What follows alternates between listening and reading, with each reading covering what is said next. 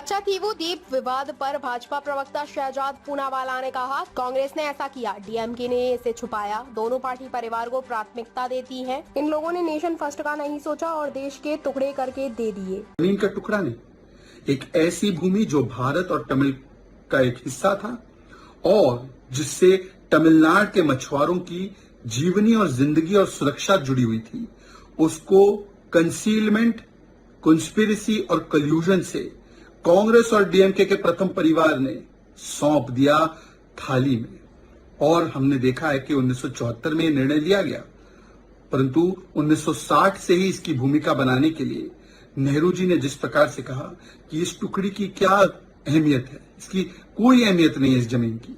उसके बाद जब एमसी सेतलवाद और लीगल ओपिनियन, हिस्टोरिकल ओपिनियन और जॉइंट सेक्रेटरी एमईए का ओपिनियन था कि ये जमीन हमारी है, उसको भी नजरअंदाज किया गया। और केवल कांग्रेस ही नहीं, कांग्रेस ने डीएमके की उस समय की सरकार करुणानिधि जी को पूरे कॉन्फिडेंस में लिया। बहुत पहले से उनके साथ चर्चा चलती रही और आज तथ्य ये दिखाते हैं कि करुणानिधि जी ने तो पूरा एक्सेप्टेंस दे दिया इस पर। जो केंद्र के ऑफिशियल्स गए थे उनसे मिलने, उन्होंने तो ये भी बताया कि केवल ये नहीं स्पष्ट होता है कि हु डिड इट, आज तो ये भी स्पष्ट होता है कि हु हिड इट, क्योंकि करुणानिधि जी ने बताया उनसे कि पब्लिक रिएक्शन आएगा तो मैं गारंटी लेता हूं कि इसको मैं बहुत ही कम कर दूंगा ताकि इससे कोई बवाल ना मचे। तो देखिए, Congress did it, DMK hid it, दोनों ने मिलकर, दोनों प्राथमिकता देते हैं परिवार को। फर्स्ट फैमिली सोच रखने वाले लोगों ने नेशन फर्स्ट को नहीं सोचा और देश के टुकड़े करके उसको दे दिए। और तमिलनाडु के मछुआरों का, उनकी जिंदगियों को बर्बाद करने के लिए ये दो पार्टी जिम्मेदार है और आज दोनों पार्टियों को पूछना जाना चाहिए। और ये कोई पहली बार नहीं है, ये सीसीसी जो है ना, कंसीलमेंट, कल्यूजन और कंस्पिरेसी, ये लगातार कांग्रेस करती आ रही है। कोको आइलैंड, पीओके, अक्साई चीन, वहां पर भी नेहरू जी ने कहा क्या अहमियत है इस भूमि की।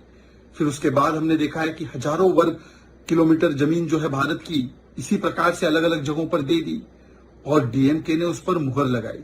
इन दोनों पार्टियों से पूछना चाहिए कि आज भी तो भारत की एकता, अखंडता और सार्वभौमिकता, सॉवरेनिटी को जो अगर कहीं से हमला होता है तो कांग्रेस और डीएमके से ही होता है।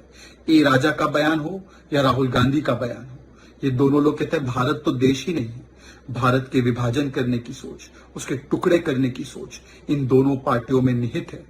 वैसे तो ये जो इनका गठबंधन है, ये देश के नाम में डॉट डॉट डॉट लगाता है, I.N.D.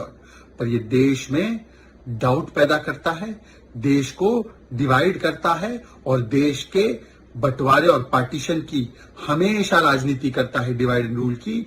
कभी धर्म के आधार पर, जाति के आधार पर, भाषा के आधार पर, और किस प्रकार से भारत को बांटो और राज करो, ये आज भी उनके राजनीति